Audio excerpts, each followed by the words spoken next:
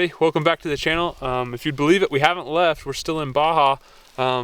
This is crazy. There is like 4 inches of snow on the ground, and it's still, obviously it's still coming down, but we are at 4,800 feet of elevation, and this stuff is just dumping.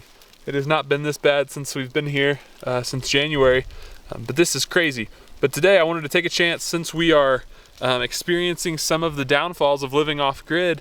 I wanted to go over a couple of things that you need to pay attention to if you're planning on living off grid, especially some place that is so susceptible to the elements. So if you want to get off grid in Montana, Wyoming, Alaska, somewhere like that, a couple of things that we knew about coming into this that we've kind of been prepared for, and a couple of things we weren't. All right, so the first thing we didn't think about when being up here off grid, with the snow, the rain, anything like that, our only communication from the house that we're house sitting in is internet. We have cell service out at the highway, but it's 6 kilometers away, about a 45-minute drive in our truck. So the only way we can communicate with the outside world for calling for help, anything like that, is through the satellite internet.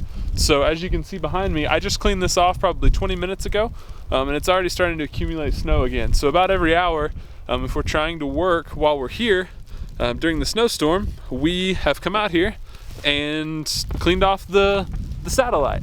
So something that you don't really think about, but communication is huge. One thing we are going to add to our gear list when we get back stateside is a Garmin InReach, to be able to ping out and tell loved ones, to tell the house sitters that we're working for here that we are okay and that we are alive, or if there's a problem, that would be invaluable. Also, being able to call an SOS and call for help if things get bad would also be good.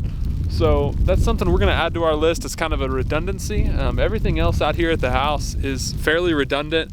Everything's set up to be pretty fail-safe, but we didn't really think about that coming out. Our cell phones get decent coverage in town and on the highway, but up here they just don't. So we've been at the mercy of the satellite, which isn't the worst thing, but if something were to happen and we needed help, it would be nice to be able to call out and get help.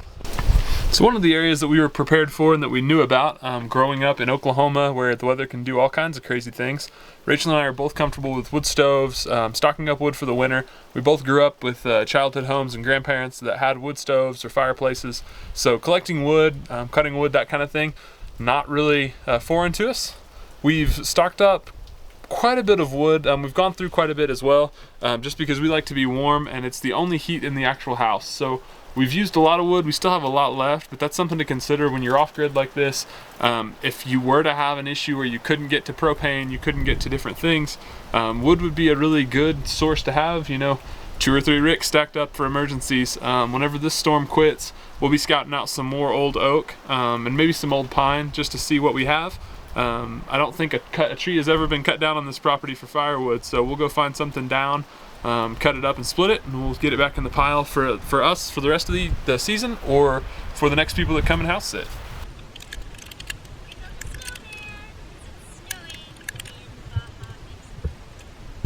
So another thing to consider when off-grid, especially in a situation like this where being able to get help or being able to get out would be really important if you needed it, having reliable transportation and a backup mode of transportation is huge. So we have our truck, our 4Runner is right there.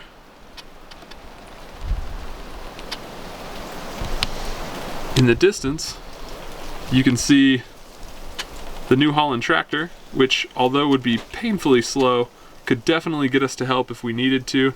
Another thing to consider when you're off grid like this is your power. So if you need to work like we do from the road or from wherever we are, the internet's important, but so is having electricity.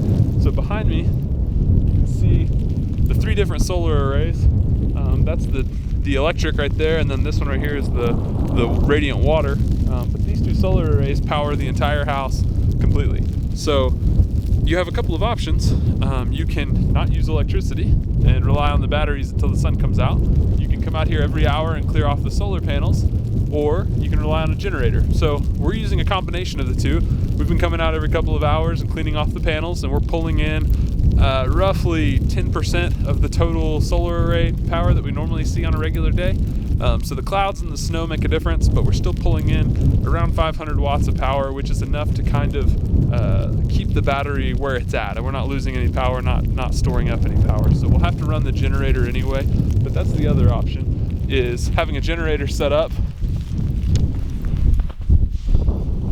And we've got one right there that just runs off of gasoline. That will allow us to charge up the batteries, keep them topped off, and go to bed with a full battery bank, and we can wake up tomorrow and deal with it tomorrow, depending on how much of the snow keeps going. So the last thing, all of our cooking inside is done on propane, and so having a well-stocked propane system is extremely important to make sure that you have enough gas to cook and survive doing whatever you're doing. So we have plenty of propane left, probably for the season, to be completely honest. We have backup cans in the truck for our Coleman camp stove if it came down to it. We have a couple of extra tanks inside the storage area for the house if we needed them. So plenty of propane ensures that we're not going to go hungry or freeze to death inside. So if we had to, we could cordon up in a smaller room and use a propane heater to stay warm if for whatever reason we were out of fire. All right, so the last thing to keep track of and make sure you have enough of is water. You have to have water every day. We like having coffee in the morning. We like having something to drink. In the morning when we wake up that's hot. We like having hot tea at night. So we try to make sure we have enough water all the time.